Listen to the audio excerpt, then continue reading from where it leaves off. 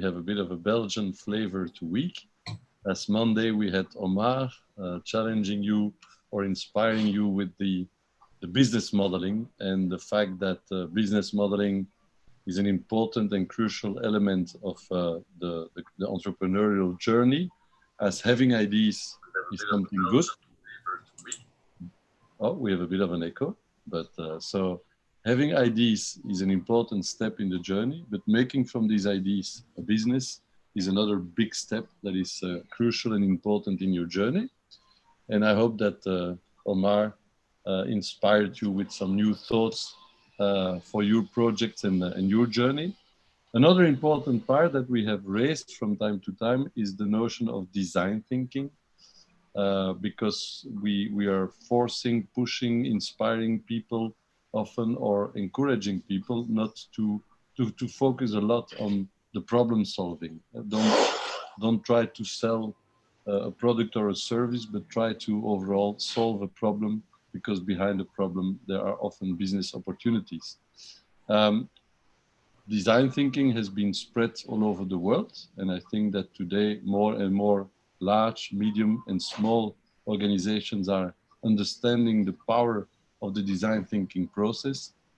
But what we still miss, I think, worldwide are experts in another discipline, that is systemic design. And I'm traveling since many years in my business career, over 20-30 years that I'm traveling a lot all over the world, particularly in Europe. And I've been meeting a lot of people, but I don't think that I've seen many experts already today in systemic design.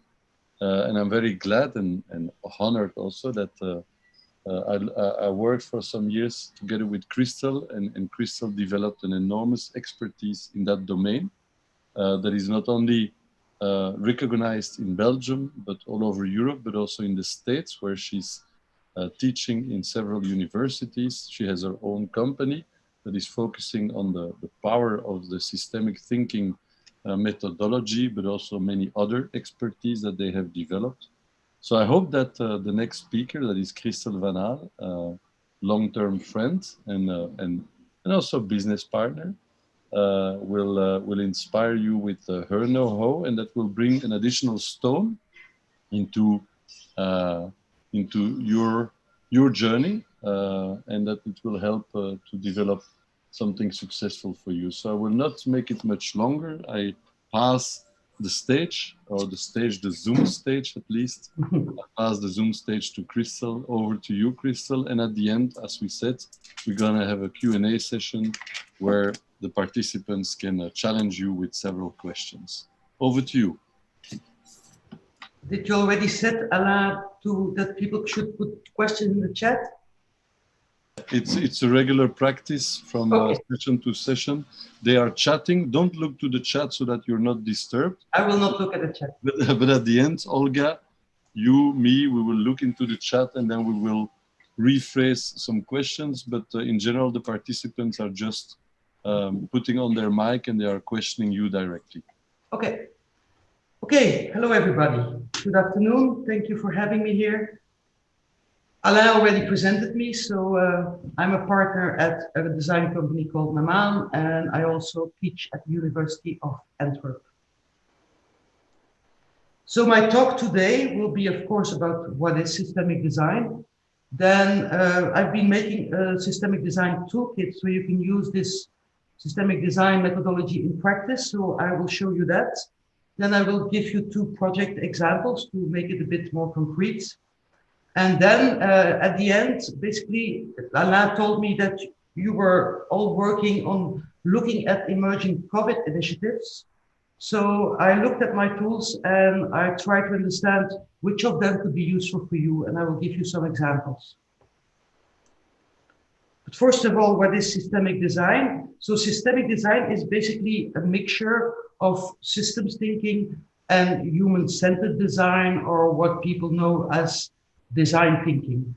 And the purpose of systemic design is to enable designers or other innovators to tackle complexity. So to be able to solve complex problems. And examples of complex problems are climate change, globalization, migration, COVID, of course. And so wicked problems have several characteristics. And one of them is that in a wicked complex problem, there are always a lot of aspects involved. You will always have a bit of biology, environment, sociology, psychological things, political stuff, everything mixed together. And nobody really understands how the mix is. Then on top of this, there are always multiple parties involved. So you will have organizations, citizens, departments within organizations, ecosystems of organizations, so a lot of different parties. And because there are a lot of different parties, there are also a lot of different interests and perspectives on the issue. So somebody will be for mobility, somebody will be against mobility, and everybody will have another opinion about this. And if you are practicing systemic design, you will recognize those problems when you read newspapers.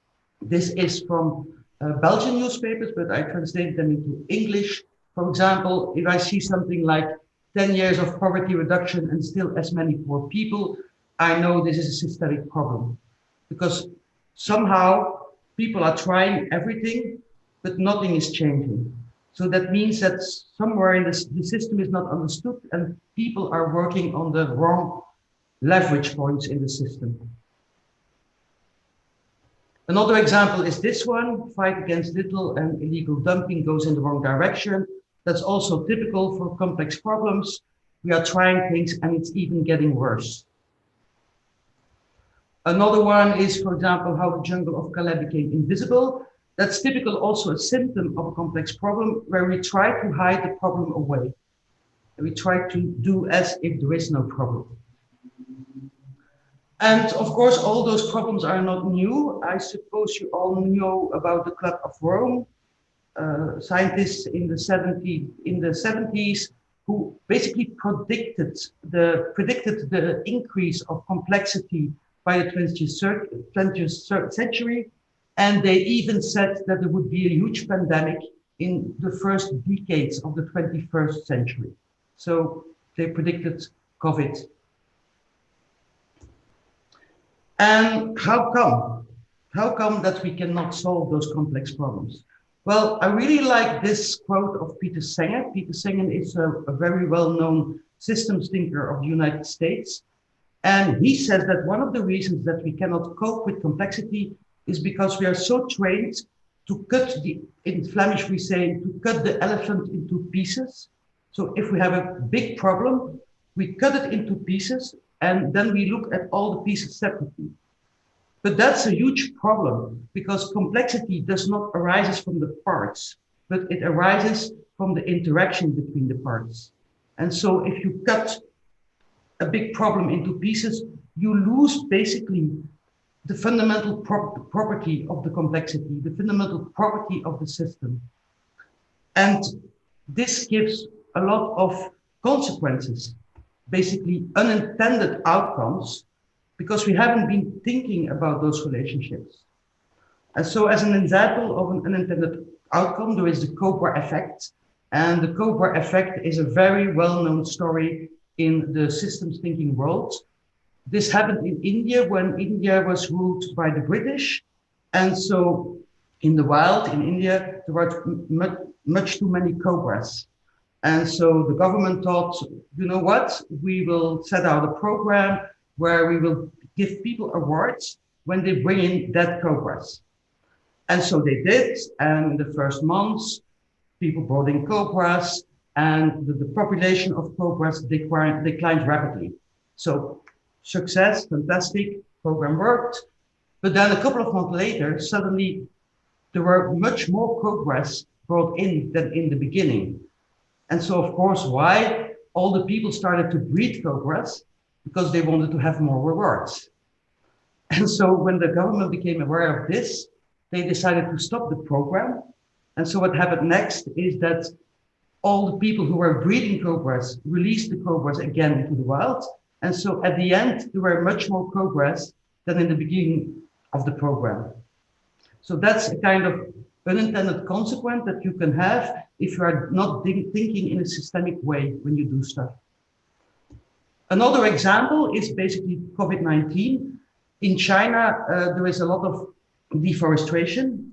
And because of that, you probably all know that the COVID lives normally on animals and normally stays in the habitat of the animals. But because we are making the habitat of the animals always almost smaller and smaller, at the end, this kind of viruses jump from the animals to the humans. And so one of the unintended outcomes is a pandemic. Okay, so I think by now you're all aware that we need systemic change. But before I go into systemic design, I just want to explain you what is the difference between systems thinking and design thinking.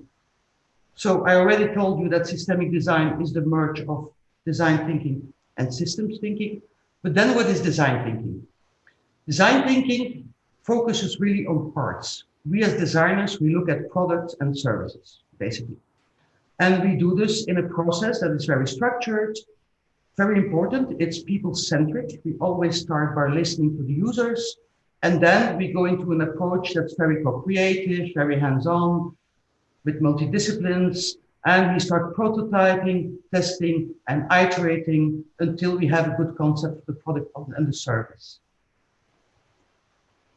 So we really focus on the parts to create optimal user experiences. And I've been a little bit looking around. So for example, in the COVID, what would designers do? Well, they would design a contact tracing app. They would design some triggers to facilitate social distancing, in this example, in a shop. They would create nice masks so people want to wear their masks. And they would, for example, also create cheap ventilators for use in hospitals. Systems thinkers, at the other hand, they do not focus on the parts, but they focus on the whole.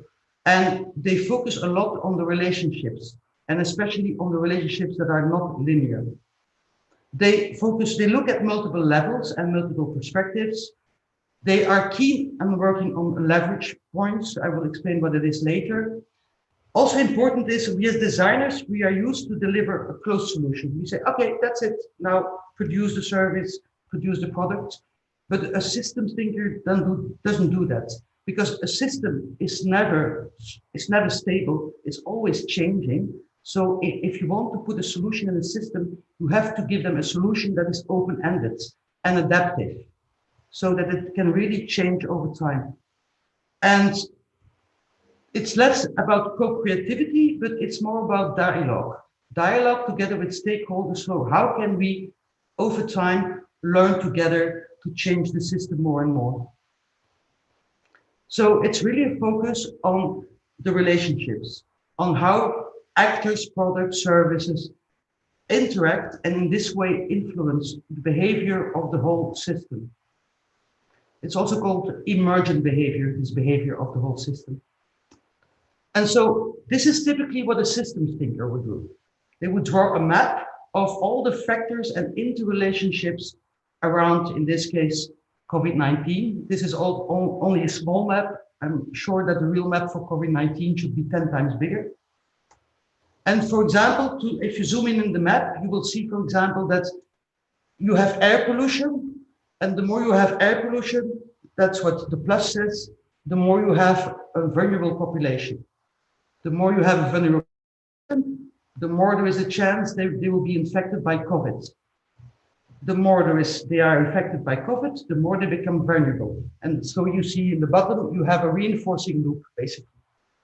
And so a systems thinker would not immediately think like, should I design a mask or an app, but would really think like, how can we decrease pollution? What are possible solutions to decrease pollution? How can we increase the immunity of the population? And this can be done in a lot of different ways. It can be changing structures, changing rules, changing buffer capacities, changing the way people's habits are, for example, in food. So very open, and then they will look how everything could work together. to get this systemic change, and only then they would probably go to designers and ask designers to design the products and services that can help with that. So if you bring the two together, you have a constantly zoom in and zoom out. So you have a zoom out to understand how all the parts in the system are influencing each other. And then you have a zoom in on the parts themselves, and you try to understand how can we redesign the parts so that they can leverage systems change. And beside of that, there are not only products and services that should be changed, but for example, also boundary conditions that are outside of the power of designers, such as rules and regulations, for example. And so in systemic design, you will found this out, but as a designer, you will not intervene in that, of course, because you are not specialist in that. Okay, let's now tell you a little bit about the systemic design toolkit I've been created. But first, I want to tell you how this all started. So I graduated as a designer in the 80s, and in that time, this was design. So it was very bold, very colorful, and very useless. So I was very frustrated as a designer when I graduated in the 80s. And since then, I've been looking at ways to make design more meaningful and to have more sense with my job, of course. And so one of the things I did is I discovered digital design, I discovered human-centered design, and that's basically the reason why I joined NAMAN. Then later I discovered service design, and by 2010 I made a toolkit around service design, which is, by the way, online, and you can download all the tools for free. And then a little bit later, my university where I graduated, they asked me, could you help out with product service systems design courses? I said, okay, yes. And so we started to try to find a methodology together, which is merging product design and service design. But I was very frustrated that I couldn't find anything for this methodology, but which was dealing with the system. And I tried to find this out, and I started to look online, and I bumped into cybernetics and systems thinking, and I found hundreds really of papers. These are some of them that are somewhere connected with this. And it took me about a year to get my head around this and to understand how they were connected and who this could lead to kind of language, a kind of methodology. Because all those papers, they have different bits and pieces of what the whole should be.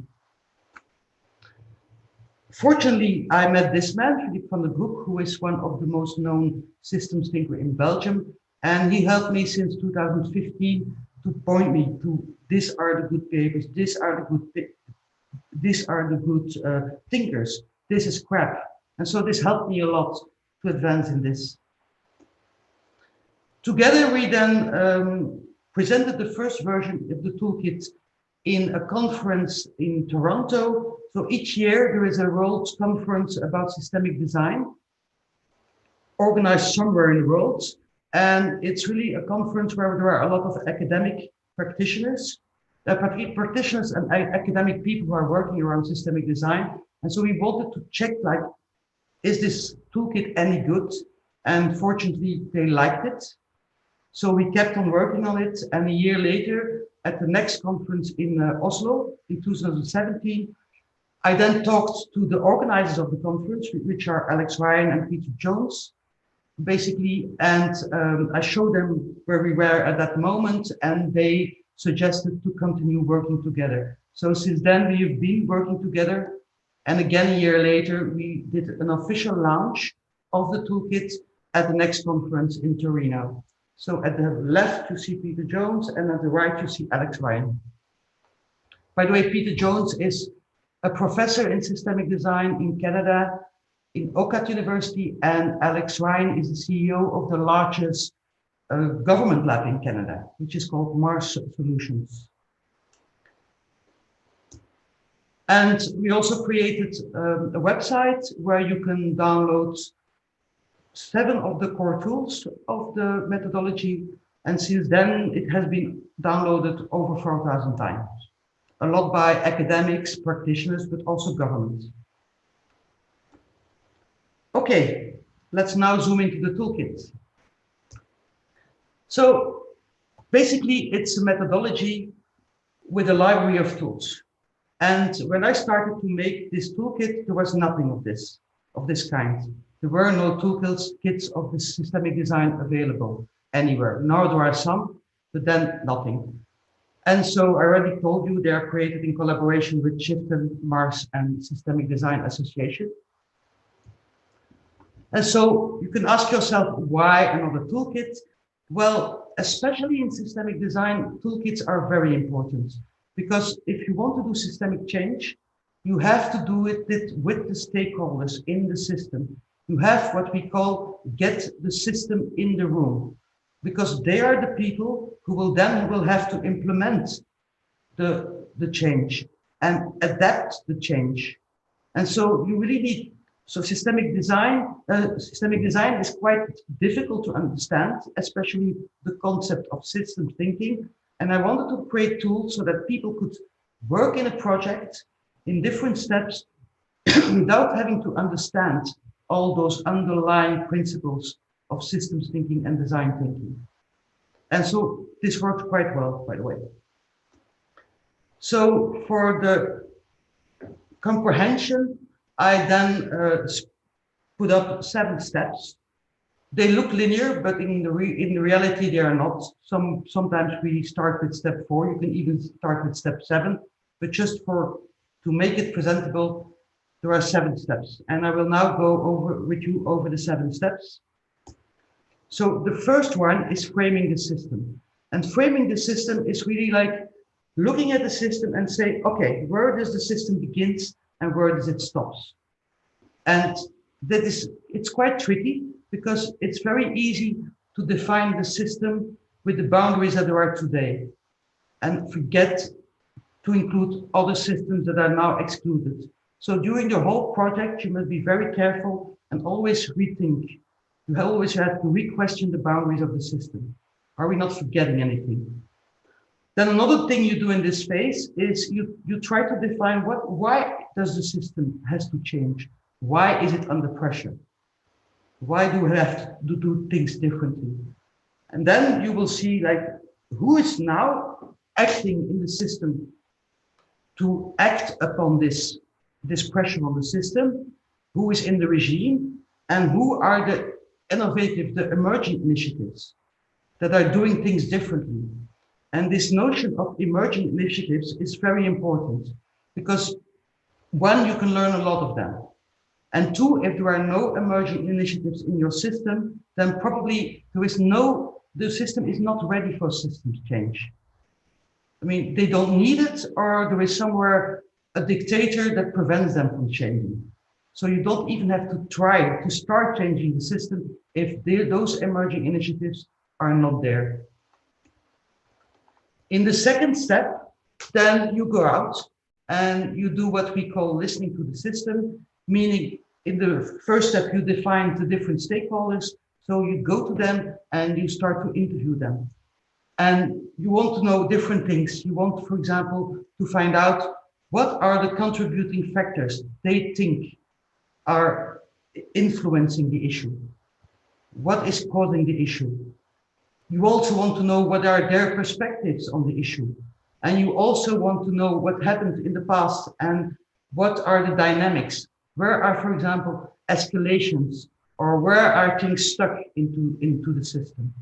And so when you have all this, you bring this back, and together with your stakeholders, you try to understand this, and you try to make a system map out of this. So the example of COVID, that's a causal system map. And so you try to map all the factors and all the relationships between them.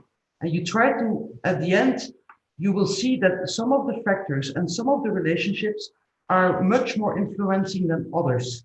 And that's what systems thinkers call leverage points. So places where you can intervene into the system, and if you intervene there, you have a lot of chance that they will change dynamics in the systems, that they will basically initiate the change. In the fourth step, which could also be the first step, we try to align all the stakeholders about one vision for the future.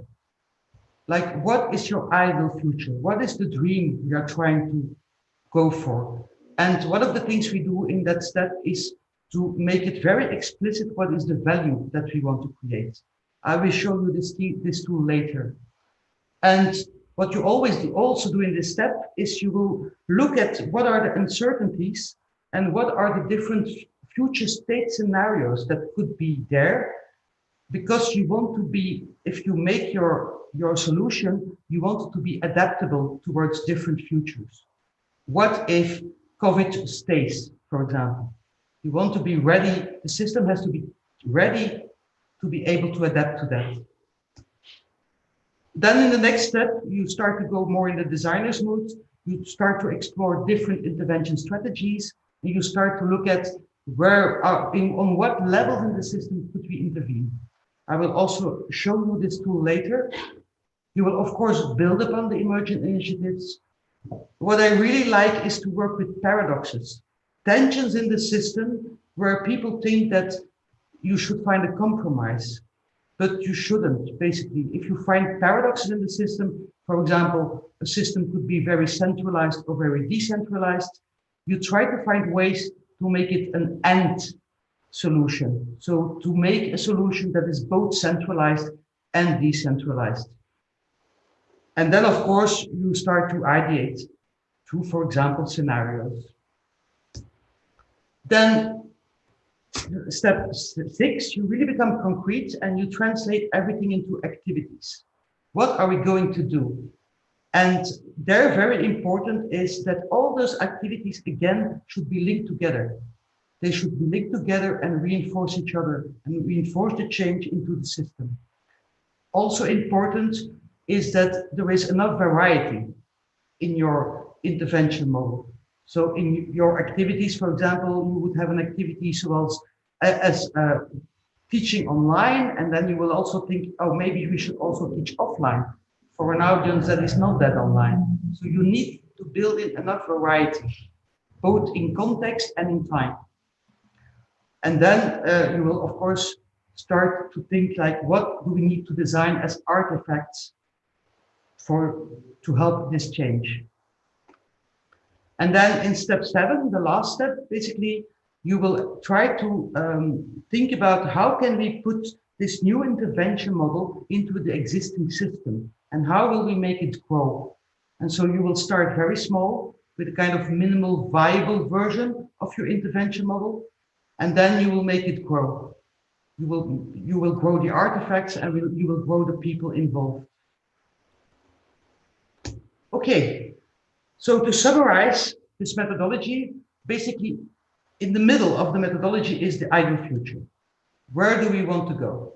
And everything you do before is to understand how do we get into this mess, and everything you do after is how we get towards this ideal future. Now we'll give you 2 examples, so to make it a bit more concrete. A first case was about embracing diversity. Our client was Integratiepact in Flanders, and they wanted to know, like, how can we make integration finally work in Flanders? Because there has been a lot of efforts in Flanders to do so since 40 years, and it's even getting worse. Again, a systemic symptom. And so we know that there were a lot of tensions between the stakeholders and a lot of distrust because of this history. So we started our the first thing we did is focus groups. And we started to ask them, please, can you draw a metaphor of what your perspective is on the system today and of what your perspective is on the system, on how the system should be. And these are some examples of the metaphors they come up with. And what was really interesting to see is, of course, the perspectives of today were all different, but their idea for the ideal future was all the same. And so immediately the whole tension in the room was away because people understood that they all wanted the same thing for the future. And so from that moment on, we really could start a collaboration between the stakeholders. Then from all those metaphors together, we then made one big image. And this was then an image that we took along in the whole project. It, by the way, took about 30 months. And so you see in the image that diversity is illustrated by different fruits in the trees. The wind around it is showing you the pressure on the system. There is a trunk that is very solid that invites to participate. It's grounded in ground rights. And so this was really a very good image for the people to show like, this is where we want to go. And then on top of this image of the tree, we then added leverage points.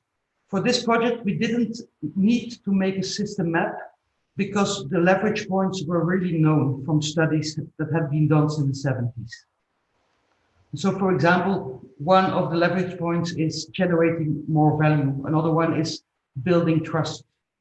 Another one is guaranteed ground rights. And so we identified 6 really core leverage points. And with those leverage points, we then organized another workshop with 80 stakeholders, where we asked the stakeholders, what are all the emerging initiatives that you know of in or outside your organization that are already working on those leverage points? And you can see, like, after 1 hour, we had really harvested a lot of initiatives. And from this harvest, we then analyzed together, what is the DNA? What are those initiatives doing good? What makes that they are working? What can we learn from them? How can we build about their knowledge and even build about on the initiatives themselves? This is another example of how we visualize the DNA. And then here is a workshop where we really try to make initiatives, emerging initiatives, collaborate together, and where they look at what is our capacity? How does it link to the DNA? What can we do together? What can we do as activities together? How can we make each other stronger and make the change happening faster because of this collaboration? This is another tool that we use to look into how can all those activities reinforce each other, cross projects, because every color posted is another initiative here. And we use this tool because often in this stage of the project, where we define interventions, people tend to focus on one intervention and they forget that the interventions should be linked together. So these connectors, they force people to think about how all these interventions are linked together. This is another tool we use just to look at what are the boundary conditions, but it's not because it's not enough to just do interventions, but there are also things that has to be changed on levels, other levels in society. For example, paradigms, mindset change, or laws, things like that. So here we were looking at what are those boundary conditions that you need to make your project scale. This is another project, another thing we did was business modeling. And in this case, I must say a lot of this kind of innovative projects in Belgium are done through subsidies. And the problem is that those subsidies, they finish after a couple of years with the unintended consequence that a lot of those projects stop. And all the efforts are really lost. They just end up in a shelf or on a website. And here we were really looking with all the initiatives, what are possible business models to make your project last after this subsidy period. And here is the tool where we look at how can we make the project grow over time.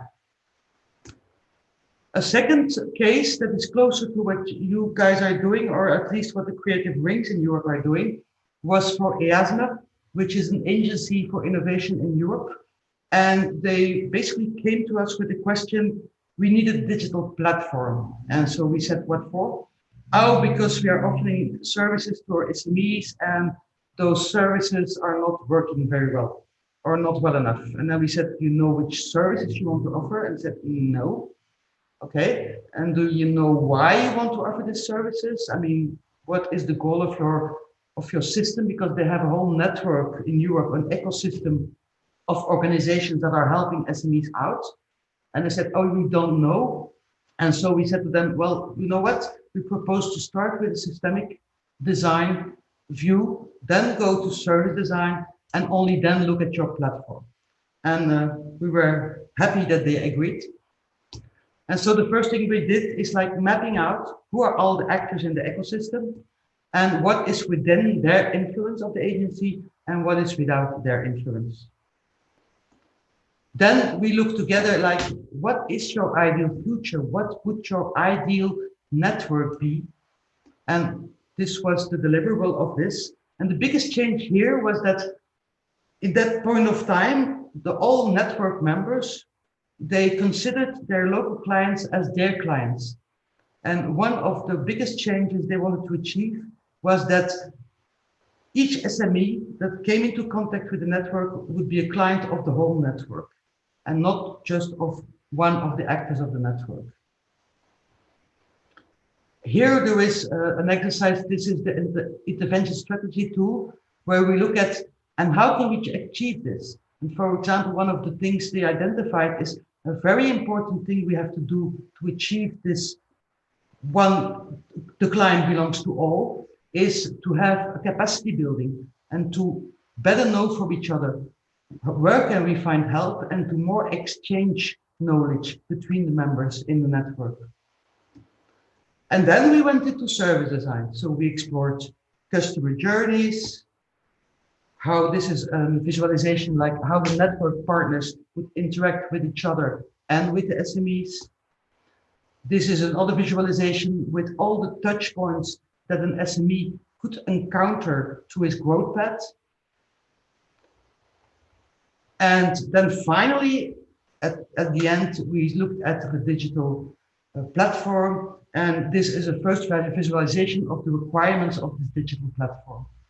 And now, for the moment, we are working on the wireframes, the screen designs of the digital platform itself. So basically, they came to us with this question, and it took us a year to come back to this question. But they are very happy they did it. Okay, I will end my talk. I still have, I think, 10 minutes to show you how you could use the toolkit for your emerging COVID initiative.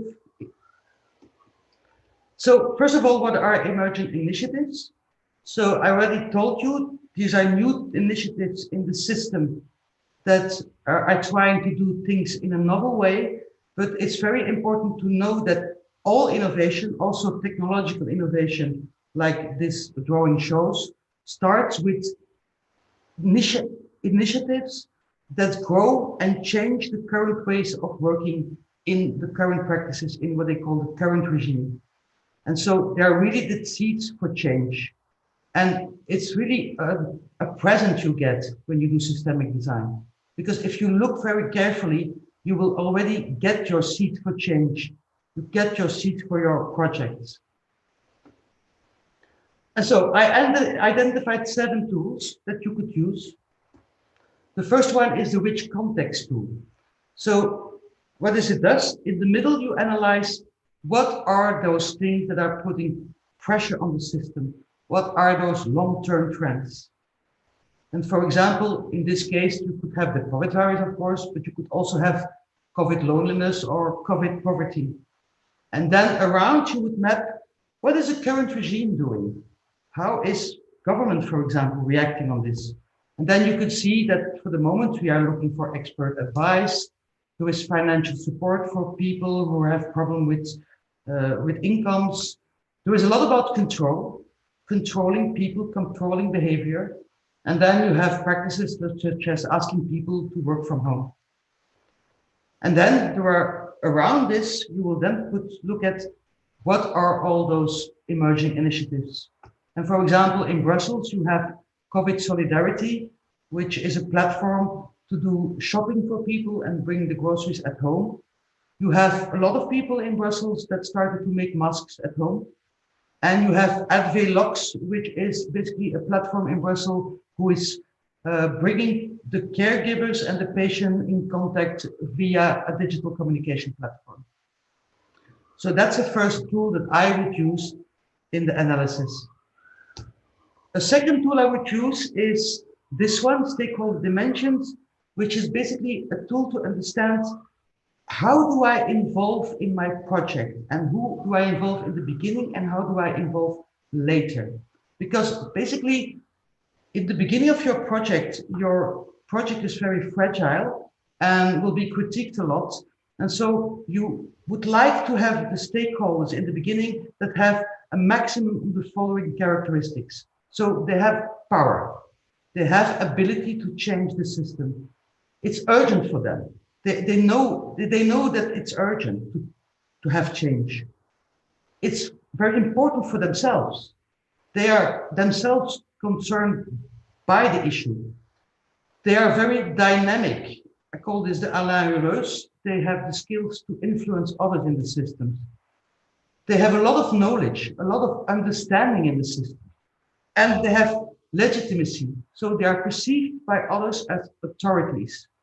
And this is the kind of combination you try to find in the beginning. Of course, you will not find the right raves that have them all. But for example, in your case, I would look at the European Commission, because in the European Commission, there are a lot of calls for the moment for COVID-related projects. So there are people there with power and with money. I would also look at universities. For example, I know that the University of Antwerp is doing a lot of studies around COVID, and they are even producing masks. I would probably also look at the cultural sector, because there are people that both feel the urgency and the interest. And so you try to find a good map to people to involve. And for example, people that are have less, for example, urgency or dynamism or legitimacy, you can involve them later if your project has already proved to have a kind of impact. Another one I would use, that is also the one we use in the integration pact to analyze the emerging initiatives, is this one. And basically what you do here is you look at emerging initiatives and you try to understand what are the characteristics that make that they work. And for example, for COVID solidarity, you could say, oh, a typical characteristic is here, it's a volunteer network involved, or there is home delivery, or it's supported by big players in the food chain, or there is social contact via phone. For Advelox, which is the platform between caregivers and patients, oh yeah, there is a communication platform. It's a digital tool. There are healthcare professionals involved. There are telephone appointments. And then if you do this for all the initiatives, you will start to see patterns, and you will start to see also interesting practices going on. And it's really good basic to start like for what should be then the DNA for our project. Then another tool I would use is the value proposition. So that's the one of the tools where you define your ideal future. And here what you do is you want to understand and make explicit what is the value we want to create together, and on all levels and from all different lenses. All levels, I mean, you want to look at the value for the individual, for the organization, and for the society. And from different lenses, you want to look at this from an economical lens, a psychological lens, a social lens, and an ecological lens. And why do you do this? Because if you don't look at all the levels and all the lenses, you will always have unintended consequences. For example, something like Uber is typically a service that has been designed from an economical lens only. And then even especially for the benefit of the organizations. And so you see a lot of unintended consequences and problems because they have not been looking at the whole. Then, yeah, an example here, for example, in the COVID, you could say for individuals, psychological, we want less fear in the COVID period.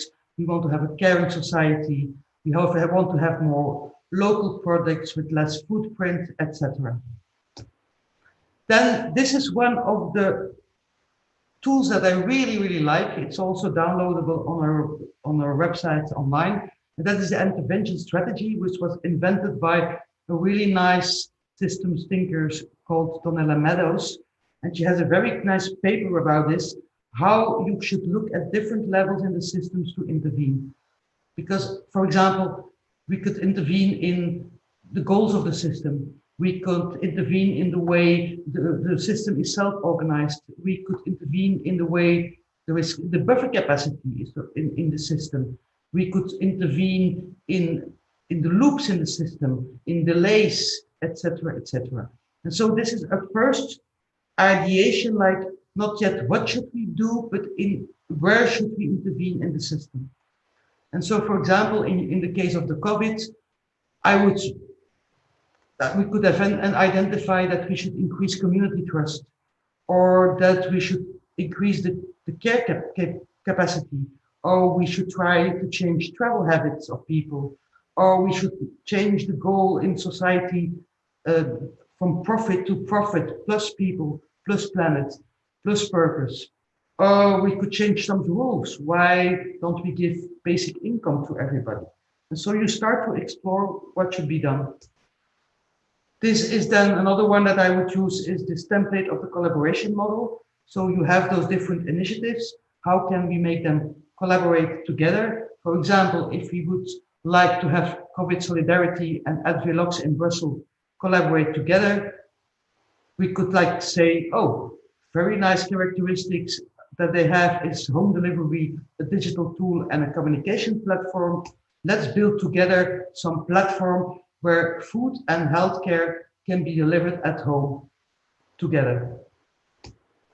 And so finally, I would look at the transition. And so these tools work like this. In the middle, you put your minimal viable version of your intervention model.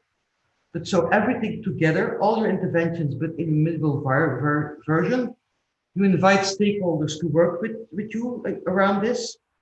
And that is the top line. And in the bottom circle, you will then think about what are the capabilities that we should, how can we build the capabilities of the stakeholders so that they can learn from what's happening in the system and they can build capacity for action.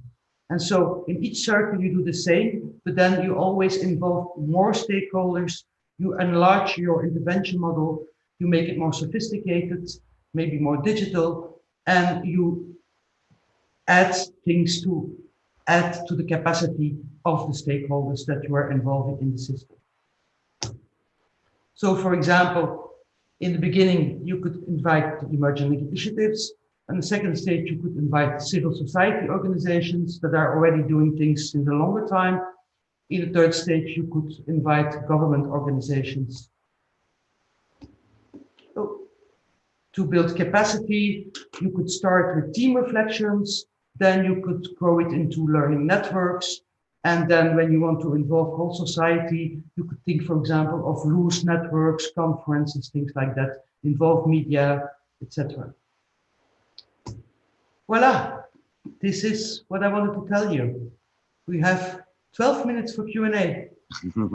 Thank you very much, Kristel. And as usual, inspirational and beautiful tools that you have developed, what I think will help many people. Like, we can only refer to people like the business model canvas of Osterwalder has helped many organizations to structure a little bit the way they try to define the assumptions, the hypotheses of their idea and how to turn it into business. I think your toolkit is really, probably for a lot of like design process exercises, probably the next Osterwalder of that part of, I would say, the methodology. So congrats again. I think with Olga, we should certainly look if we can use, first of all, I guess we can circulate your presentation to the participants, and maybe we will add to the online platform that we have with them on a Moodle. We might put the links to your toolkit as well. But we shall look into some of the toolkits canvases that I saw again, because at the end of August, we're going to have a online hackathon where we are trying to encourage people from the different regions in Finland, in Ukraine and in Belgium to co-create with also some hacker communities. But I think some of the templates and canvases that I saw might be very useful to conduct maybe the hackathon and the exercise. We collaborate with a Finnish organization, Ultra Hack, that is very experienced into the online hackathon setup. But I think we might maybe want to use some of the templates that you've shown. So thanks a lot. I will let Olga look maybe a little bit into the chat room, what questions there are, because I know that the usual suspects in the room will have for sure questions. I saw already some of them. So Olga, over to you. Alain, maybe one suggestion for the hackathon. I think it would be good that you upfront, you make a kind of system map. Because otherwise in those hackathons, you will have a lot of dispersed projects which are not really meaningful. Yeah, good point, good point. Thanks. Olga, over to you. Yes, it's obvious that these toolkits are very useful for hackathon part and for checking your mind when you are preparing your project. So I see that we have some admiration in our chat. So please, Franz, tell aloud what you are thinking about. Vladimir, I see that you're starting to write something there. Yeah, actually, lots of. I beg my pardon for the noisy environment. I'm currently open air. I want to thank greatly for this lecture and for all the materials and for the whole methodology. Actually, I am already using free materials from Systemic Design Toolkit.org, developing my project. And I have lots of questions, and I must say it aloud that I dream to collaborate with founders of systemic design thinking, systemic design system, and as a methodologist. And my first question is, maybe I'm now currently dissecting different methodologies like disruptive design, design thinking, human-centered design, and systemic design also. And I see a trend that we are approaching some universal methodology with a wide variety of tools and toolkit that can be applied to specific cases. What the founder, one of the founders of the systemic design, think about that? Are we really approaching to something really simple, applicable, feasible, and modular? Yeah, well, fortunately, a lot of people are copying me, so that helps to get into the same direction.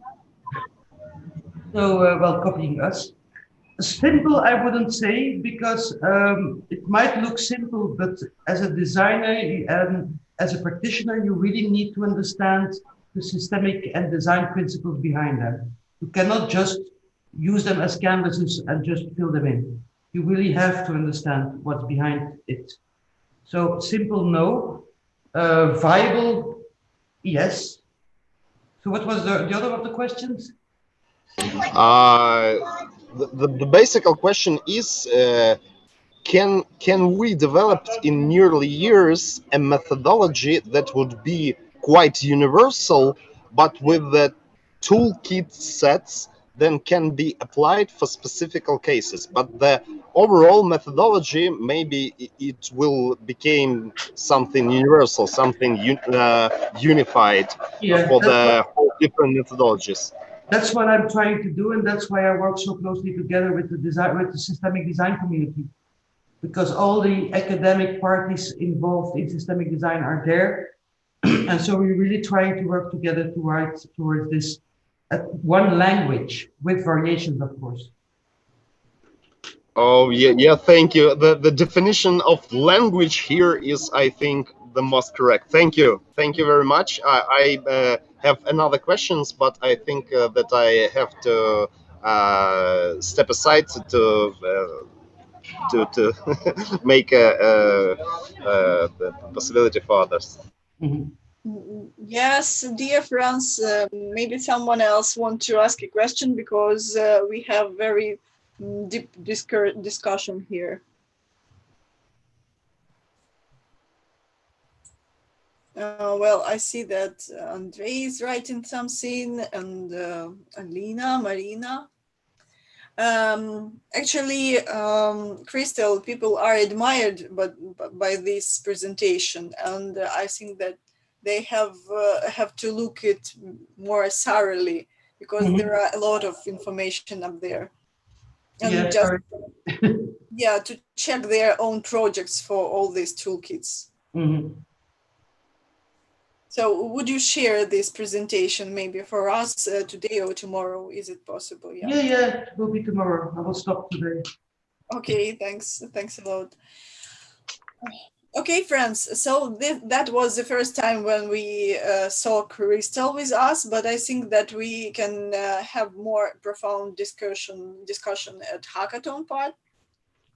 And if you have any questions, so please, you can write to Edu email, and then we will put these questions to our discussion during the August. Maybe just to the audience, was there something that was really not clear that I should clarify? Maybe it's a bit terrifying because a lot of toolkits, but actually it's very useful for structurizing everything. Yeah. Well, I think that's exactly the power of the toolkit. I think complex problems can be terrifying people, but once you start to cut them into pieces and follow the methodology and the steps using the different tools, I think you start little by little to simplify that complexity and to find some leverage points, like Kristel was saying, or common DNAs where you can start to build upon further. So, yeah. It's not about cutting into pieces. Sorry? It's not about cutting into pieces. It's really about always trying to look from a different perspective, from a different lens, Yeah. with a different mindset. Okay. May I? Yeah. For me, sure. for me, it's like one of the greatest challenge to change the worldview and actually mindset to become able to operate simultaneously chunks of methodology of tools and not losing the overall big picture. And this is, I think, the challenge of our thinking as people, as humankind, to to unite different types of thinking simultaneously. And what do you think on that? Yeah, that's one of the things that the toolkit tries to trigger, at least to combine design thinking and systems thinking, to have the zoom in and zoom out. You need probably other disciplines attached to that, of course. Yeah, it's not easy because people like to zoom in on parts, but it's very powerful. Is that an answer? That's just because I started my project that people can learn such approach from the very childhood, and to help people even as kids to think differently. But for differently, I mean simultaneously the big picture and the details, the whole picture, the whole toolkit, the whole vision of instruments and on desire. Yeah, well, I'm writing a children's book on this, so maybe that will help. Okay, let's try to do that way. Okay, Kristen, we are thank you very much. Thank you indeed, very much. Yes, it was really great, and maybe we have to take a pause to think about everything. Yeah. Absolutely. Thanks a lot, Kristel. See you soon in Brussels. And continue to help us. That's very good. Okay. Thank you. Okay, bye-bye. See you Thanks. all. See you all. Bye, guys. Thank you. Thank you.